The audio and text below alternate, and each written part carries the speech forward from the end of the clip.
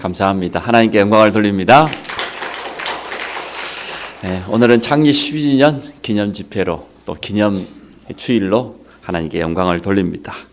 우리 안성 임마누엘 교회를 세우시고 지난 12년 동안 인도해 오신 하나님께 감사를 드립니다. 우리 교회는 하나님이 주인이십니다. 예수 그리스도가 우리 교회의 머리 되십니다. 지금까지 저는 짧은 인생을 살아오면서 중요한 순간마다 하나님이 정확하게 인도하신다. 그게 하나님의 은혜지요. 제일 첫 번째 제가 감사할 일은 복음 깨달은 거예요. 제가 종교생활 20년 했다고 간증했지 않습니까? 열심히 교회 다니면 다 되는 줄 알았어요. 그러한 틀린 종교생활로 어려움 당했을 때 저에게 복음을 알게 해주셨습니다. 예수가 그리스도 되신다. 예수 그리스도는 우리 인생의 모든 해답이다. 이 정확한 복음 깨달은 것이 제 인생에 있어서 가장 첫 번째 하나님의 은혜입니다. 너무너무 감사할 일이지요. 두 번째가 뭐냐 그러면 성경적인 전도운동 속으로 하나님 인도해 주신 겁니다. 지금도 우리 주위에 많은 전도운동이 있습니다. 그런데 성경에서 말하고 있는 올바른 전도운동, 이 다락방 전도운동에 동참하게 되고 그게 결단할 수 있도록 하는 은혜 주신 건 너무나 감사해요. 초창기에 함께 이 복음운동에 참여했던 많은 교회들과 많은 목사님들이 있었습니다. 그분들이 중요한 결단의 순간에 인간적인 계산과 생각, 여러 가지 교권에 흔들려서 떠나가는 거 많이 봤습니다. 그런데 하나님이 부족한 저를 복음 깨닫게 하시고 또 성경적인 전도운동 속으로 지금까지 인도해 주신 거 너무 감사합니다. 또 세 번째 하나님 은혜에 감사할 일이 있다고 하면 만남인 것 같아요. 믿음의 동역자들을 만나는 거, 복음 사랑하는 우리 성도님들을 만나는 거, 이게 하나님의 특별한 은혜인 것 같아요. 저는 이제 결혼한 지 이제 곧 20년이 다 돼 갑니다만은 시간이 지나가면 지나갈수록 부부가 한 몸이다 이 말이 이해가 되어져요. 혼자 되신 분들이 좀 죄송한데요. 동역자 중에 동역자가 부부인 것 같아요. 시간 지나고 보니까 가장 편하고 가까운 친구고 또 내 연약함과 내 부족함을 채워줄 수 있는 동역자가 틀림없어요. 또 한편으로 지나놓고 보니까 우리 성도들 모두가 다 가족이요, 같은 한 형제요, 한 몸인 것 같아요. 교회는 그리스도를 통해서 한 몸 된 것 아닙니까? 과거에는 부부만 한 몸이라 이리 생각했는데 시간 놓고 지나고 보니까 우리 모든 성도들이 한 몸이구나. 예수 그리스도 안에서 우리 모두가 바로 동역자구나. 이렇게 깨달아졌어요. 그게 하나님의 은혜인 것 같아요. 하나님 제게 주신 축복인 것 같아요. 그리고 네 번째 하나님 제게 주신 특별한 은혜가 있고 감사할 간증거리가 있다고 하면 안성의 교회를 개척하고 지금까지 하나님이 인도해 주신 겁니다. 어제 우리 가족 중에 딸을 시집 보낸 일이 있었습니다. 제 조카가 이제 결혼을 한 거지요. 그래서 멀리 울산까지 다녀왔는데 저희 집사람이 차를 타고 가면서 저에게 하는 이야기요. 12년 전에도 우리가 똑같이 울산 내려간 적이 있다. 그때는 막 개척 시작하고 우리 가족 중에 누가 한 10몇 년 타던 오래된 차가 하나 있는데 폐차 직전인데 그걸 준다 그러는 거예요. 우리가 차가 없으니까. 그때 우리가 버스를 타고 그 차 얻으려고 울산까지 간 적이 있는데 지금 우리가 이렇게 좋은 차를 세상에서 제일 좋은 크고 좋은 차 그랜드 카니발 이걸 타고 똑같은 길을 가고 있다. 12년 지나놓고 보니까 하나님 은혜에 너무나 참 감사하다. 하나님께서 이렇게 인도해 오셨구나 하는 것을 고백하게 되어졌습니다. 누구나 어려운 시절이 있습니다. 또 지금 이 자리에 어려운 시간을 보내는 성도님들도 틀림없이 있을 겁니다. 여러분, 복음 안에 실패는 없습니다. 흔들리지 마시기 바랍니다. 하나님은 얼마나 완벽합니까? 창조주입니다. 우리 아버지입니다. 전능자입니다. 주의 백성을 그 능한 손으로 붙잡으시고 세밀하게 인도하고 계십니다. 그래서 오늘 여러분 참 믿음을 회복하시고 하나님의 세밀한 인도받는 그런 축복이 있어지기 바랍니다. 하나님은 처음부터 끝까지 모든 걸 인도하시지만 내 인생의 중요한 순간마다 아주 정확하게 인도하셨고 올바로 하나님의 계획을 따라서 선택할 수 있는 그런 축복을 주었습니다. 우리 후대들이 새 학기를 시작하게 되어집니다. 어떻게 시작하는 것이 가장 좋겠습니까? 나는 할 수 있다? 하면 된다? 참 좋은 말입니다. 그렇지만 그것은 올바른 시작이 될 수가 없습니다. 또 반대로 나는 할 수 없다, 불가능하다. 그건 더 틀린 시작이에요. 믿음의 사람들은 그렇게 하지 않았습니다. 오늘 바울이 정확한 고백을 했죠. 내게 능력 주시는 자 안에서 내가 모든 것을 할 수 있다. 하나님이 정말 나와 함께 하시면 할 수 있다. 나는 할 수 없지만 하나님의 뜻이라고 하면 할 수 있다. 이런 믿음의 고백을 했습니다. 요셉이 한 게 아니지요. 여호와께서 요셉과 함께 하심으로 한 거지요. 하나님이 하신 거지요. 나이 85세 된 갈렙이 아낙 산지를 눈앞에 두고 한 고백을 뭐라고 고백했습니까? 성경에 보면 이렇게 고백했습니다. 그 성읍들이 크고 견고할지라도 여호와 하나님께서 나와 함께 하신다고 하면 나는 여호와의 말씀대로 그 성을 차지하게 될 것이다. 이 산지를 내게 주소라고 하는 그런 믿음의 고백을 했습니다. 하나님이 정말로 나와 함께 하신다고 하면 세상이 아무리 크고 강하다 할지라도 성도는 승리하게 되어 있습니다. 승리할 수밖에 없는 그런 신분으로 하나님이 우리를 바꾸었습니다. 많은 사람들이 착각하기 쉽습니다.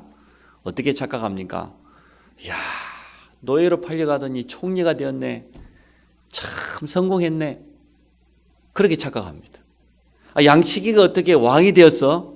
포로로 잡혀간 다니엘이 바벨론의 총리가 되었어요. 그것도 최고 총리가 되었어요. 그것을 성공이라고 합니다. 그런 성공은 불신자 중에서도 많아요. 그렇게 착각한다니까요. 빌 게이츠 보세요. 자기 아버지 차고에서 시작했던 그 작은 일이 세계 최고의 기업이 됐잖아요. 세상 사람들도 그런 성공은 얼마든지 합니다. 참 성공은 그런 것이 아닙니다. 강대국 애굽에 여호와 하나님이 살아계심을 증거할 수 있는 것. 포로로 잡혀온 그러한 보잘것없는 사람인 줄 알았는데 알고 보니까 기도의 사람이요 참 복음을 가진 전도자였습니다. 아무 힘이 없는 초대교회인 줄 알았는데 그들을 통하여서 이 복음이 전 세계 현장에 확산되었습니다. 어느 것이 참된 성공입니까? 지금 불신자들의 눈으로 보면 바울은 감옥 안에 갇혔습니다. 오늘 빌립보서 이 말씀이 감옥 안에서 한 말이에요. 불신자가 보면은 망한 거잖아요. 실패한 거잖아요. 근데 바울은 간단하게 고백했어요. 내게 능력 주시는 자 안에 있다고 하면 내가 모든 것 할 수 있다.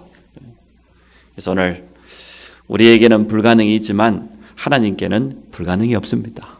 이런 믿음의 사람을 하나님은 찾고 계십니다. 첫 번째로 절대 불가능 속에 있는 사람들. 전도 선교를 놓쳐버리고 이스라엘은 역사 가운데 거듭되는 재앙을 계속 만났습니다. 전도 선교를 모른다는 것은 뭐와 똑같냐? 복음을 모른다는 말하고 똑같아요.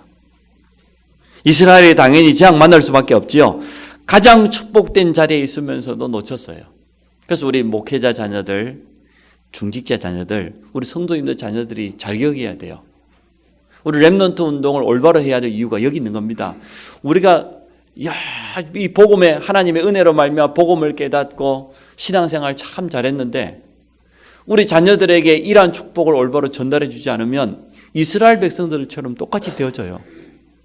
얼마나 축복된 자리에 있습니까? 선민, 말 그대로 선택된 민족이에요. 하나님이 전 세계에 많은 민족이 있지만 유대 민족을 택하셨어요. 아브라함을 통하여서 이스라엘 민족을 택하셨습니다. 그러면 선택한 이유가 있잖아요. 그걸 못 깨달은 거예요. 하나님이 우리를 부르신 이유가 있는 것 아닙니까? 이걸 깨달아야 됩니다. 하나님이 나를 중직자로 부르셨다. 하나님이 나를 중직자의 자녀로 부르셨다. 이유가 있는 것 아닙니까? 이스라엘 백성은 이유를 몰랐어요. 하나님 주신 특별한 그 은혜를 놓쳐버렸습니다. 그래서 이스라엘의 역사 가운데 그 수많은 재앙을 어려움을 당하고 특히 후대들이 가장 고통을 많이 당했습니다. 우리는 성경을 통하여서 교훈을 얻어야 됩니다. 많은 역사 공부를 하는 이유가 어디에 있습니까? 역사 속에 중요한 교훈이 있어요. 하나님께서 우리에게 들려주시는 분명한 메시지가 있기 때문에 그것을 깨달아야 됩니다. 이스라엘이 놓쳐버렸습니다. 율법을 제대로만 깨달으면 하나님의 말씀이기 때문에 우리를 복음 가운데로 인도하게 되어 있습니다. 그런데 율법 가지고도 복음 놓쳐버렸어요. 전통 얼마나 좋은 것입니까? 후대들에게 언약을 전달하는 그런 좋은 이스라엘의 전통이 있는데 복음 아닌 다른 것만 전달했어요. 그러다 보니 이스라엘이 어려움 당한 것이 너무나 당연한 것이지요. 우리에게 지금 중요한 교훈을 주고 있는 겁니다. 우리 후대들을 어떻게 키워야 될 것인지 여기에 대한 중요한 메시지가 이 속에 담겨 있습니다. 종교 지도자들의 자리에 있으면서도 실패한 제사장들과 서기관들을 보십시오. 사무엘 같은 선지 한 사람이 일어났을 때는 이스라엘의 모든 전쟁과 재앙이 그쳐졌는데 복음 모르는 영적인 비밀을 모르는 그러한 선지자 제사장들이 많이 일어나면 일어날수록 이스라엘은 더 많은 문제가 생겨났습니다. 육신의 왕권의 눈이 어두워서 영적인 축복을 놓쳐버린 대표적인 사람이 사울 왕이잖아요. 왕권이 얼마나 좋은지는 모르겠습니다만은 그것 때문에 하나님께서 주신 은혜도 놓쳐버리고요. 시대의 흐름, 복음의 흐름, 그거 다 놓쳐버렸습니다. 이 사울 왕이.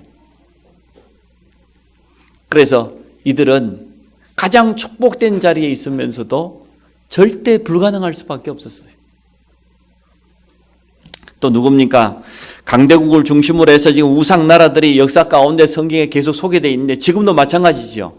많은 선진국들을 중심으로 해서 우상 문화, 흑암 문화가 전 세계에 퍼져나가고 있기 때문에 동일한 시대지요.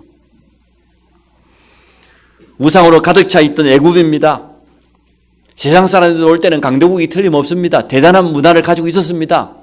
그 시대에 피라미드를 비롯해서 그 애굽에 있는 카이로에 보면은 박물관이 있거든요.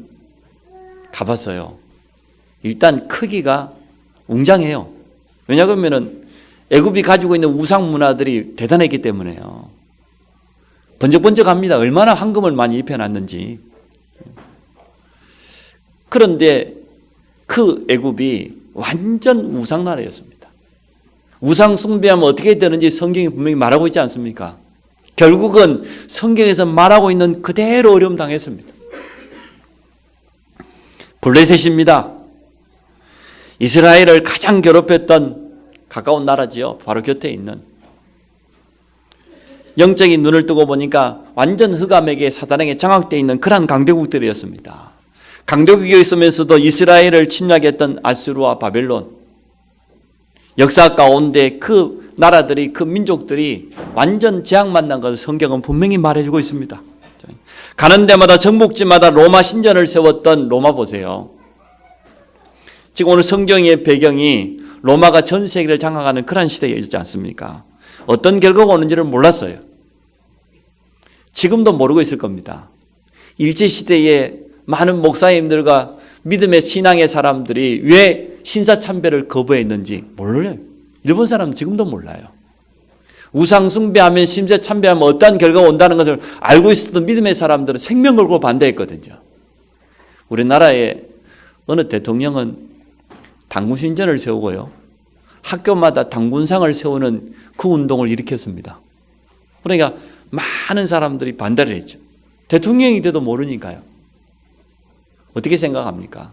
강대국들을 통하여서 일어나는 이 우상 문화와 흑암 문화가 전 세계에 가장 큰 영향력을 주고 있는데 알고 보니까 시간 지나고 알고 보니까 전부 무너져 버렸어요.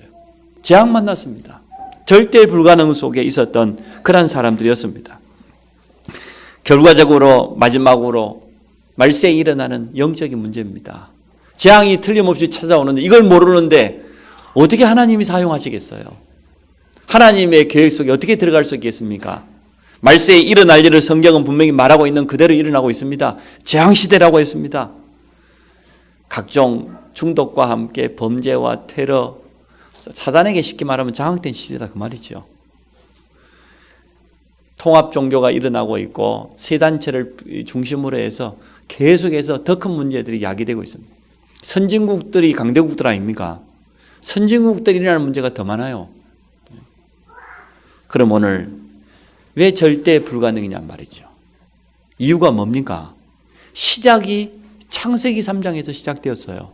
이 모든 것들이 하나님 모르는 나 중심에서 시작되었어요. 불신앙과 원죄와 사단에게 장악된 그 속에서 나온 우상 국가들이었습니다. 하나같이 강대국들이 흑암으로 가득 차 있는 창세기 3장에서 시작되었습니다. 이스라엘이 선택받았는데도 불구하고 하나님의 뜻과 계획은 전혀 모르고 전부 나 중심이었어요. 자기 민족 중심이었어요. 민족주의 운동이었습니다. 그래서 불가능할 수밖에 없었습니다. 이것을 하나님은 바꾸시기를 원합니다. 하나님이 중심되어지는, 정말 복음 중심되어지는 이것으로 바꾸기를 원합니다. 그래서 두 번째, 절대 불가능을 바꾸는 그 축복의 대열 속에 있었던 사람들이 성경에 있는 겁니다. 이 잘못된 흐름을 바꿔버렸어요. 창세기 3장에 시작된 이 저주와 재앙의 흐름을 바꿨습니다. 강대국들에 있는 우상의 흐름을 바꿨습니다. 복음의 능력으로 완전 회복시킨 그러한 사람들이 성경 속에 소개되어 있습니다. 대표적인 인물들 몇 사람이 우리 7명의 렘넌트지요. 애굽에서 가장 큰 응답을 받았던 요셉과 모세입니다. 얼마나 큰 응답을 받았습니까? 요셉은 알고 있었습니다. 애굽이 강대국이었지만 앞으로 어떤 결과가 올 것인지 하나님의 분명한 시간표를 알고 있었습니다. 얼마나 이 언약을 붙잡고 기도했는지 하나님이 주시는 지혜지요. 정확한 미래를 말해줬습니다. 그것은 점쟁이가 말하는 그런 예언이 아니지요. 하나님의 정확한 계획이었습니다. 그 시간표를 바로왕 앞에 알려주었습니다. 모세를 통하여서 애굽의 모든 우상을 무너뜨리는 세절기의 비밀이 선포되었습니다. 6월절 양의 피를 바르는 이 비밀, 복음의 능력이 이들에게 나타날 수밖에 없습니다. 자, 블레셋을 이긴 사무엘과 다윗입니다. 블레셋이요, 출애굽 시대부터 이스라엘을 방해했어요. 끊임없이 이스라엘을 침략하고요. 성경의 기록에 보니까요, 어느 정도냐 그러면 그냥 쳐들어오지 않았습니다. 자기들 나름대로 시기를 딱 정해놓고 쳐들어왔어요. 1년 내내 수고하고 땀 흘리고 추수할 때가 되어지면, 그때가 되어지면 블레셋이 모든 군대를 이끌고 쳐들어오는 거예요. 그래서 이스라엘의 모든 수확물을 싹 뺏어가 버려요. 얼마나 억울한 일입니까?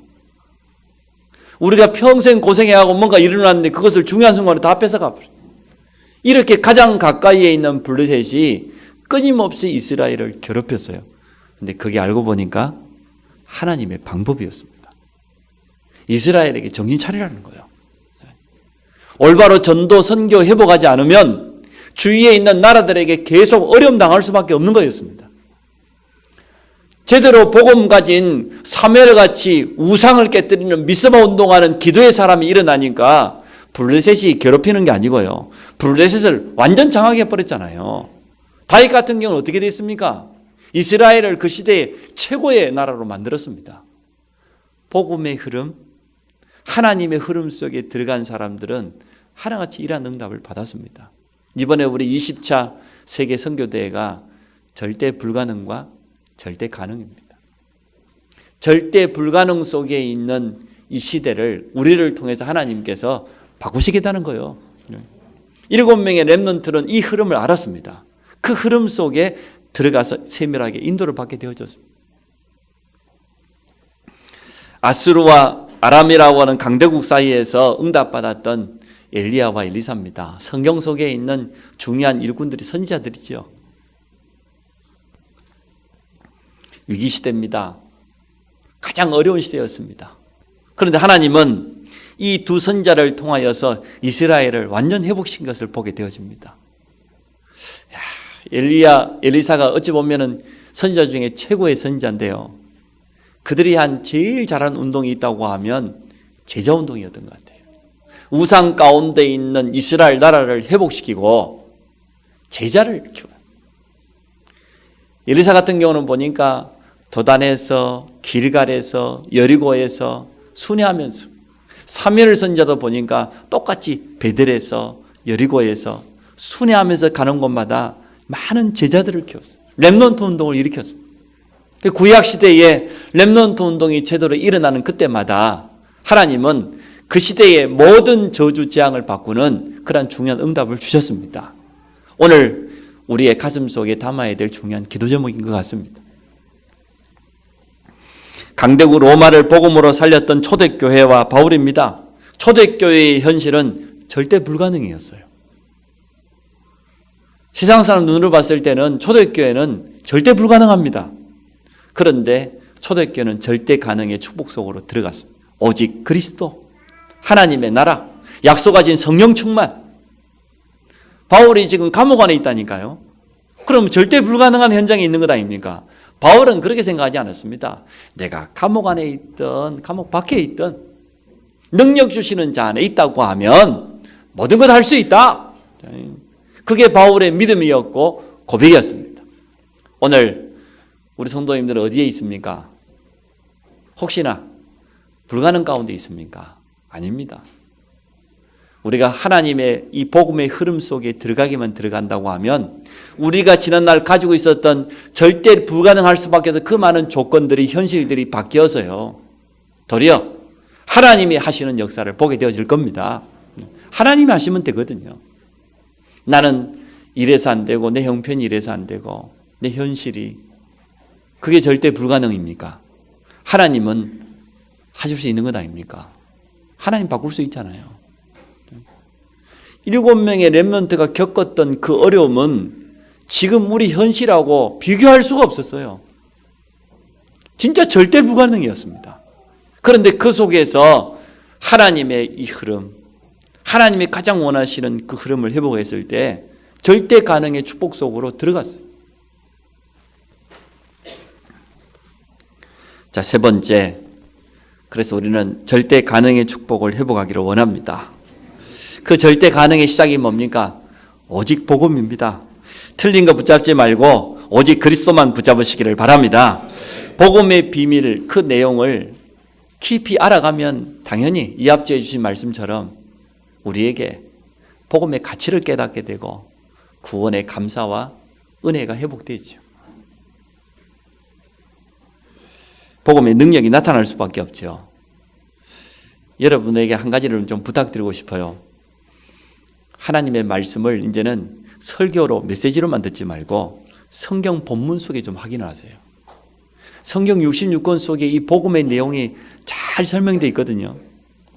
솔직히 이 자리에 중직자가 되었는데도 불구하고 성경 일독도 안 해본 그런 분들이 있을 겁니다. 오늘 자수하여 강명 찾으시기 바랍니다. 왜냐 그러면 성경이 우리에게 복음을 가장 정확하게 안내하고 있거든요. 가장 세밀하게 설명해 주고 있는데 우리가 자꾸만 설교만 듣고 메시지로만 듣고 있으면 이 복음의 내용이 맞지만 실제로 그 내용의 깊은 비밀을 다 알 수가 없어요. 바울이 그랬잖아요. 이 복음의 이 비밀 어마어마하다고 말이죠. 칼빈이 그리 고백했다니까요. 이야, 이것을 내가 알기는 알겠는데 어떻게 글로 사람의 말로 표현할 길이 없다. 하나님의 이 오묘한 이 진리의 복음을 인간의 어떤 그 어떤 것으로 다 표현할 수 없다. 그리 고백했다니까요. 그 말은 무슨 말입니까? 복음의 이 비밀이 그 정도 어마어마하다는 거예요. 끝이 없다는 거죠. 그러니까 여러분 하나님의 말씀으로 돌아가시기를 바랍니다. 말씀을 깊이 묵상하고요. 또 말씀 그 자체를 붙잡고 기도하면서 성령께서 우리에게 주시는 그 깨달음, 그 은혜를 체험해야 됩니다. 우리가 자꾸만 이 메시지 듣는 데만 익숙해지면 하나님의 말씀 성경이 자꾸 멀리 가게 돼 있어요. 멀어지게 돼 있다니까요. 우리가 습관적으로만 자꾸만 메시지만 들으려고 합니다. 그게 아니고요. 메시지를 받고 나면은 성경으로 돌아가야 돼요. 하나님의 말씀 속으로 돌아가야죠. 주일날 설교 때문에 제가 성경 구절 한 절, 두 절만 들고 일어나지만 사실은 성경 앞뒤 전체를 다 읽어봐야 되죠. 그래야 오늘 이 말씀이 이해되지. 제가 설명하지 않으면은 바울이 감옥에서 한 말인지 이게 지금 뭐예요? 어디에서 한 말인지 어떻게 알겠습니까? 내게 능력 주시는 자는 내가 모든 걸 할 수 있다. 우리 기독교인의 산업터에 가보면 많이 붙어 있어요. 근데 그게 지금 무슨 말인지 잘 모르고 붙여놨어요. 할 수 있다. 그 말이 너무 좋아가지고 이러한 배경들을 알고 있어야 됩니다. 그래서 여러분 주일날 예배를 드리고 나시거든 오늘 설교 내용 속에 있는 그런 성경 본문들이 너무나 많잖아요. 그 부분들 확인하셔야 되니까요. 그 부분을 깊이 알아야 돼요. 성경 전체를 물론 뭐 다 알고 있어야 된다. 그런 말은 아닙니다. 근데 우리가 이 복음의 내용이 들어있는 이 하나님의 말씀을 잘 모르면요. 자꾸만 메시지로만 듣지 그것이 실제로 내 것으로 와닿고 깊이 뿌려내는 그런 뭐 약해질 수 있다니까요. 여러분 말씀을 묵상하는 그러한 시간을 가지시기 바랍니다. 우리 렘넌트들에게도 이 목사님 부탁했잖아요. 성경을 가르치라고. 우리 후대들에게 성경 공부를 하라고. 한 달마다 학원 보고마가 계속해서 성경 하나씩을 자꾸 소개합니다. 왜 그렇습니까? 그 속에 복음이 어떻게 설명되어 있는지, 복음의 깊은 내용이 어떻게 들어있는지를 학원 보고마를 통해서 자꾸만 깊이 알게 하려고 일부러 자꾸 하시잖아요. 그래서 우리 개인적으로 성경을 묵상하는 시간을 가져야 돼요. 그리고 우리 자녀들에게 하나님의 말씀인 성경을 전달하는 그러한 시간을 가져야 됩니다. 그래서 오직 복음인데 오직 복음이 가장 잘 설명되어 있는 게 성경 말씀입니다. 그래서 우리는 성경으로 돌아가기를 원합니다. 복음을 바로 이해하고 깊이 뿌리내게 내려되어지면 그 속에서 나오는 놀라운 힘이 있죠. 렘넌트가 오직 하면 집중을 하라고 그러잖아요. 두 번째, 절대 가능의 방법입니다. 오직 성령 충만입니다. 복음을 알고 누리게 되어지면 능력은 당연히 나타나게 되어 있지요. 그래서 이것을 오늘 빌립보서 4장 13절 속에 한 절 속에 잘 설명한 것 같아요. 내게 능력 주시는 자 안에서. 이게 복음이지요. 우리가 정말로 능력 주시는 그리스도 안에 있다고 하면 내가 모든 것을 할 수 있다. 이게 성령의 능력이지요. 하나님께서 우리를 통해서 하신단 말이죠. 그리스도 안에 있는 나를 통하여서 성령 충만 속에 있는 나를 통하여서 하나님은 모든 것을 할 수 있다. 내가 할 수 있다. 그건 내 중심이잖아요. 그런데 오늘 바울은 그렇게 고백하지 않았습니다. 능력 주시는 내가 그리스도 안에 있기 때문에 할 수 있다. 하나님이 나를 통해서 하신다. 성령 충만의 영적인 집중력을 회복하면 다른 것은 다 따라오게 되어 있습니다. 흑암 세력을 이길 수 있는 완전한 권세가 우리에게 주어졌습니다. 하늘과 땅의 모든 권세를 가지고 세상 끝날까지 함께 하십니다. 하나님 모르는 불신자들도요. 자기 나름대로 노력하게 되어지면 굉장히 힘이 나타나는 것 같아요. 뭐 유재석이다, 뭐 김재동이다, 유명한 MC들 그 나와서 말 잘하는 분들 있잖아요.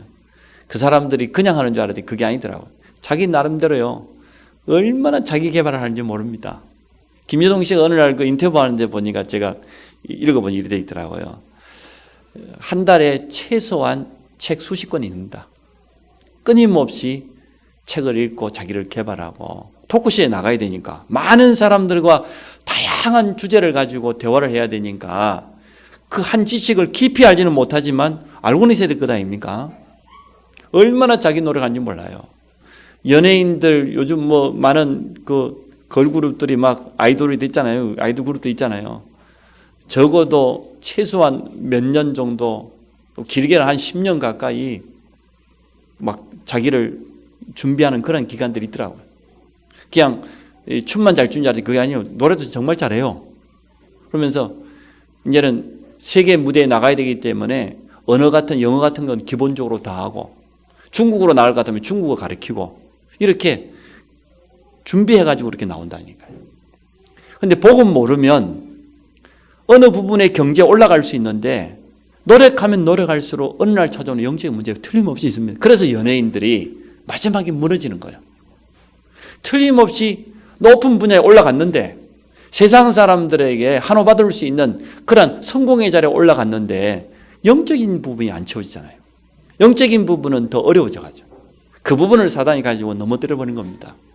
근데 오늘 복음 가진 우리 렘넌트들, 우리들은 영적인 집중력 속에만 들어간다고 하면 세상 사람이 모르는 그런 능력이 나타나게 돼 있습니다.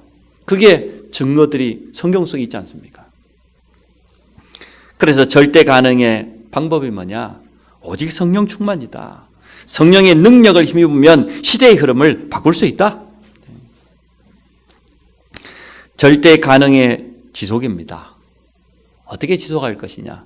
결국은 제자인 것 같아요. 어떤 제자입니까? 전도와 선교를 지속할 수 있는 제자. 제자의 기준이 바뀌었습니다. 과거에는 교회 일을 열심히 하고 헌신 잘하고 죄종 말 잘 듣고 그게 제자인 줄 알았어요. 그럼 믿음 좋다고 말했어요. 그게 아닙니다. 어떤 현장에서도 정말 복음을 말할 수 있는 현장의 흐름을 바꾸는 방법은 전도 선교밖에 없거든요. 복음 아니면 현장의 흐름을 절대 바꿀 수 없습니다. 그래서 이러한 흐름을 바꿀 수 있는 제자가 일어나야 됩니다. 하나님은 오늘 우리에게 간단한 말씀을 주셨습니다. 절대 불가능, 오직 복음으로 바꿀 수 있다. 절대 가능의 축복 속으로 우리를 인도하시기 위해서 부르셨습니다. 초대교회 중직자들 보십시오. 안디옥 교회 같은 경우는 중직자 중심으로 세워진 교회 아닙니까? 우리 중직자분들이 힘을 얻으셔야 돼요. 모든 후대들을 좀 더 전문성 가지고 좀 더 구체적으로 그렇게 도와야 되겠습니다. 그러니까 모델적인 그런 증거들이 일어날 수 있도록 우리 선생님들이 힘을 얻으시기 바라고요. 이제 태영아, 이제는 이제 유치, 유아 이제 예배를 따로 드려야 될 그런 시간표도 온 것 같아요. 그러나 이제 전문성 가진 일꾼들이 준비되어지고 그런 것들이 되어지면 응답받겠지요. 그래서 사실 우리 어른들만 생각해 놓고 보면 이 교회당이 충분합니다. 근데 우리 렘넌트 후대들 생각해 놓고 보면 우리 자녀들이 사실은 훈련 받을 수 있고 좀 제대로 양육할 수 있는 그런 시스템이 없잖아요. 그런 부분 놓고 2016년에는 정말 기도해야 됩니다. 우리 교회가 이제는 정말 후대 키우는 게 하나님의 가장 중요한 방향인데 전도 선교할 수 있는 그런 후대를 키워야 되겠는데 렘넌트들이 뭔가요? 훈련 받을 수 있고 또 렘넌트들이 중요한 언약을 전달받을 수 있는 그런 시스템이 필요해요. 그런 환경이 필요하겠죠.